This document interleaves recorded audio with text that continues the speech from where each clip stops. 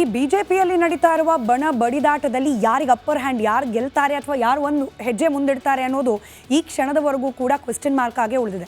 ಆದರೆ ಈ ಸಮಾವೇಶದ ಬಡಿದಾಟ ಇತ್ತಲ್ಲ ಕಾಂಗ್ರೆಸ್ನಲ್ಲಿ, ಒಂದು ಹಂತಕ್ಕೆ ಸಿದ್ದರಾಮಯ್ಯನವರ ವಿರುದ್ಧ ಅಥವಾ ಅವರ ಬಣದ ಪ್ರಯತ್ನವನ್ನು ತಡೆಯುವಲ್ಲಿ ಡಿ ಕೆ ಶಿವಕುಮಾರ್ ಅವರು ಗೆದ್ರು ಅನ್ನೋ ರೀತಿಯಲ್ಲಿ ಕಂಡು ಬರ್ತಾ ಇದೆ. ಸಮಾವೇಶ ಸಿದ್ದರಾಮಯ್ಯನವರ ಹೆಸರಲ್ಲಿ ನಡಿಬೇಕಾಗಿತ್ತು, ಆದರೆ ಅದನ್ನು ಪಕ್ಷದ ಹೆಸರಲ್ಲಿ ನಡೆಸುವಲ್ಲಿ ಹೈಕಮಾಂಡೇ ಸೂಚಿಸುವಂತೆ ಮಾಡುವಲ್ಲಿ ಯಶಸ್ವಿಯಾಗಿದ್ದಾರೆ ಡಿ ಕೆ ಶಿವಕುಮಾರ್ ಅವರು. ಸಿದ್ದರಾಮಯ್ಯನವರ ಹೆಸರಲ್ಲಿ ನಡಿಬೇಕಾಗಿತ್ತು ಸಮಾವೇಶದಿಂದ ಪಂಚಾಯಿತಿ ಚುನಾವಣೆಗೆ ಲಾಭ ಆಗುತ್ತೆ. ನಾವು ಬರೀ ಹಾಸನದಲ್ಲಿ ಮಾಡಿ ಸುಮ್ಮನಾಗೋಲ್ಲ, 5 ಜಿಲ್ಲೆಗಳಲ್ಲಿ ಮಾಡ್ತೀವಿ. 5 ಜಿಲ್ಲೆಗಳಲ್ಲೂ ಕೂಡ ಸಮಾವೇಶವನ್ನು ನಡೆಸಿ ನಾವು ಈ ಲೋಕಲ್ ಬಾಡಿ ಎಲೆಕ್ಷನ್ ಏನು ನಡೆಯುತ್ತೆ ಕೆಲವೇ ದಿನಗಳಲ್ಲಿ ಅಂತ ಹೇಳ್ತಿದ್ದಾರೆ. ಕಾದು ನೋಡೋಣ ಆ ಕೆಲವೇ ದಿನಗಳು ನಿಜವಾಗ್ಲೂ ಕೆಲವೇ ದಿನಗಳಾಗುತ್ತಾ ಅಂಥೇಳಿ. ಆ ಚುನಾವಣೆಗೂ ಕೂಡ ಲಾಭ ಆಗುತ್ತೆ ಅಂಥೇಳಿ ಕನ್ವಿನ್ಸ್ ಮಾಡಿದ್ರು ಸಿದ್ದರಾಮಯ್ಯನವರು ಹೈಕಮಾಂಡ್ ನಾಯಕರನ್ನು, ಡೈರೆಕ್ಟ್ಲಿ ರಾಹುಲ್ ಗಾಂಧಿ ಅವರನ್ನು, ಖರ್ಗೆ ರಾಹುಲ್ ಗಾಂಧಿ ಅವರನ್ನು ಒಪ್ಪಿಸಿ ಬಂದಿದ್ದರು ಸಿದ್ದರಾಮಯ್ಯನವರು. ಇನ್ನು ನಂದೇ ಸಮಾವೇಶ ಅಂಥೇಳಿ ಖುಷಿಯಲ್ಲಿ, ಅಂದರೆ ಅವರ ಸಂಗಡಿಗರು ಆಪ್ತರು ಎಲ್ಲ ಸೇರಿ ಮಾಡ್ತಿರೋ ಸಮಾವೇಶ ಸ್ವಾಭಿಮಾನಿ ಹೆಸರಲ್ಲೇ ನಡೆಯುತ್ತೆ. ಹಾಗೆ ಮೂಢ ವಿಚಾರಕ್ಕೆ ಸಂಬಂಧಪಟ್ಟಂತೆ ಏನೋ ಒಂದಷ್ಟು ಡ್ಯಾಮೇಜ್ ಮಾಡುವ ಪ್ರಯತ್ನವನ್ನು ವಿರೋಧ ಪಕ್ಷಗಳು ಮಾಡಿದ್ವು, ತಮ್ಮದೇ ಪಕ್ಷದ ಕೆಲವರು ಮಾಡಿದ್ರು. ಅದನ್ನು ಡ್ಯಾಮೇಜ್ ಕಂಟ್ರೋಲ್ ಅಥವಾ ಪ್ಯಾಚಪ್ ಮಾಡ್ಕೊಳ್ಬಹುದು ಅನ್ನೋ ಲೆಕ್ಕಾಚಾರದಲ್ಲಿ ಸಿದ್ದರಾಮಯ್ಯನವರು ಅವರ ಆಪ್ತ ಬಳಗದವರಿದ್ದರು. ಇದೇ ಖುಷಿಯಲ್ಲಿದ್ದರು ಸಿದ್ದರಾಮಯ್ಯನವರು. ಆದರೆ ಕಡೆ ಕ್ಷಣದಲ್ಲಿ ಎಲ್ಲ ಉಲ್ಟಾ ಪಲ್ಟಾ ಆಗೋದು. ನಾವು ಡೆಸ್ಕ್ನಲ್ಲಿ ಈ ಬಗ್ಗೆ ಮಾತನಾಡುವಾಗ ನಾನು ಹಾಗೆ ಬುಲೆಟಿನ್ ಪ್ರೊಡ್ಯೂಸರ್ ರಾಜು ಅವರು ಮಾತನಾಡ್ತಿದ್ವಿ. ಹೆಂಗಾಯ್ತು ಕತೆ ಅಂತಂದರೆ, ಸೈಟ್ ನೋಡಿದ್ದು ಸಿದ್ದರಾಮಯ್ಯ ಆಪ್ತರು, ಫೌಂಡೇಶನ್ ಹಾಕ್ಸಿದ್ದು ಸಿದ್ದರಾಮಯ್ಯ ಆಪ್ತರು, ಮನೆ ಕಟ್ಟಿದ್ದು ಕೂಡ ಸಿದ್ದರಾಮಯ್ಯ ಆಪ್ತರು, ಹೋಗಿ ಗೃಹ ಪ್ರವೇಶ ಮಾಡ್ತಿರೋ ಡಿ ಕೆ ಶಿವಕುಮಾರ್. ಹಂಗಾಯ್ತು ಈ ಸಮಾವೇಶದ ಕತೆ.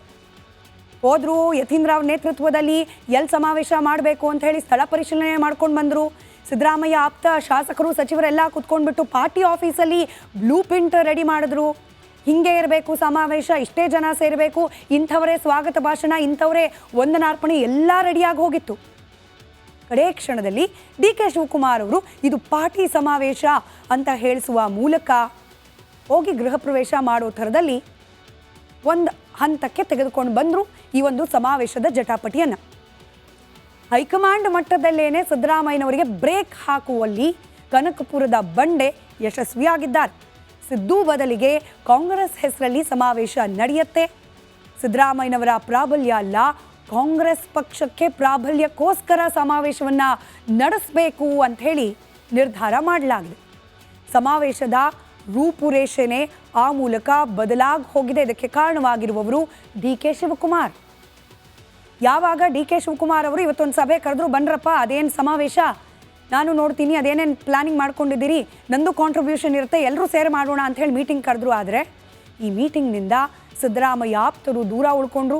ಹೈಕಮಾಂಡ್ನ ನಡೆ ಬಗ್ಗೆ ಆಪ್ತರು ಕೆರಳಿ ಕೆಂಡವಾಗಿದ್ದಾರೆ.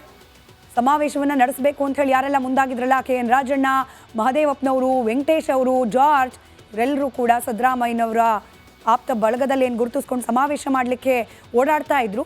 ಇವತ್ತು ಇದೇ ಸಮಾವೇಶ ಕುರಿತಾಗಿ ಡಿ ಕೆ ಶಿವಕುಮಾರ್ ಅವರು ಸಭೆ ಕರೆದ್ರೆ ಇವರೆಲ್ಲರೂ ಕೂಡ ಚಕ್ಕರ್ ಹಾಕಿದ್ದಾರೆ. ಆ ಮೂಲಕ ನಾವು ಅಂದ್ಕೊಂಡಂಗಾಗಲಿಲ್ಲ, ನೀವು ಅಂದ್ಕೊಂಡಂಗೆ ಮಾಡೋಕೆ ಬಿಡೋಲ್ಲ ಅನ್ನೋ ಸಂದೇಶ ಕೊಟ್ರ ಅನ್ನೋ ಅನುಮಾನಕ್ಕೆ ಕಾರಣವಾಗಿದೆ ಕಾಂಗ್ರೆಸ್ನ ಸಿದ್ದರಾಮಯ್ಯ ಆಪ್ತರ ನಡೆ.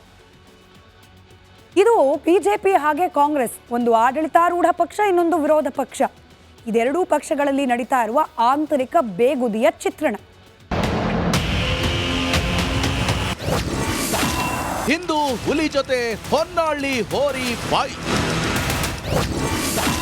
ಯತ್ನಾಳ್ ಉಚ್ಚಾಟನೆಗೆ ರೇಣುಕಾಚಾರ್ಯ ಪಟ್ಟು.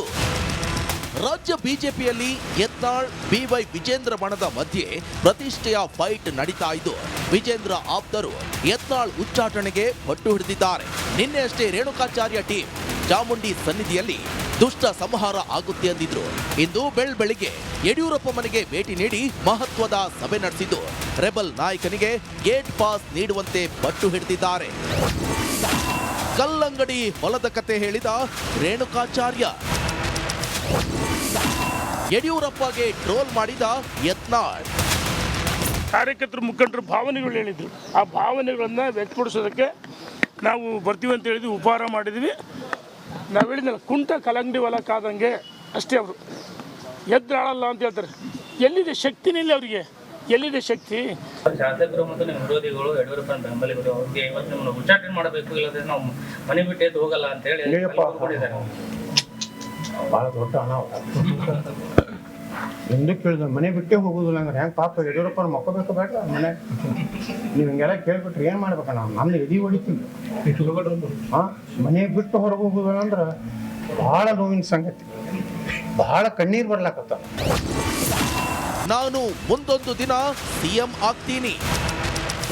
ಮುಖಂಡರುಗಳು ತಮ್ಮ ವೈಯಕ್ತಿಕ ಹಿತಾಸಕ್ತಿಯನ್ನು ಇಟ್ಕೊಂಡು ಒಬ್ಬ ರಾಜ್ಯ ಕಂಡಂಥ ಒಬ್ಬ ಧೀಮಂತ ನಾಯಕ, ರೈತ ನಾಯಕ ಯಡಿಯೂರಪ್ಪನವ್ರ ಬಗ್ಗೆ ಮನಬಂದಂತೆ ಮಾತನಾಡ್ತಕ್ಕಂಥದ್ದು,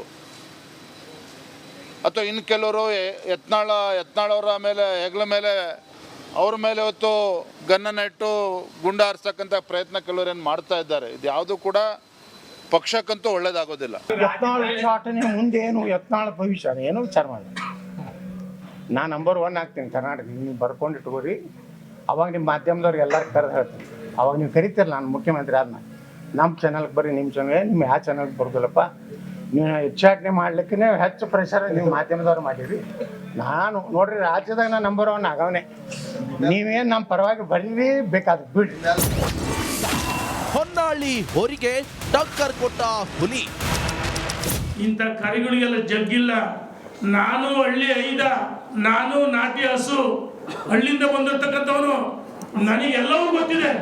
ಆದ್ರೆ ನಿನ್ನ ಹೊಲಸು ಓರಿ ಆಯ್ತಾನ ಮಾಧ್ಯಮ ಸಿಟ್ಟಿದ್ದ ಅವ್ರನ್ನ ಬಿಟ್ಟು ಏನು ಈಗ ಈ ರೀತಿ ಬ್ಲ್ಯಾಕ್ ಮೇಲ್ ಮಾಡಿ ಬೆದರಿಕೆ ಹಾಕಿಸಿದ್ರೆ ಜಗ್ಗಿ ನಾನು ಜಗ್ಗಲ್ಲ, ಕುಕ್ಕಲ್ಲ, ಬಗ್ಗಲ್ಲ. ಈ ದೇಶನಾಗ ಇದ್ದವರೆಲ್ಲ ಜವಾರಿನೇ. ಹೈಬ್ರಿಡ್ ತಳಿ ಎಲ್ಲಿ ಅದಾವ? ಹೊರಗಿನ ದೇಶದಿಂದ ಏನು ಧರ್ಮ ಬಂದವ ಅವು ಹೈಬ್ರಿಡ್. ಹುಲಿ ಆಯ್ತು, ರೇಣುಕಾಗೆ ಸಿಂಹ ಟಕ್ಕರ್.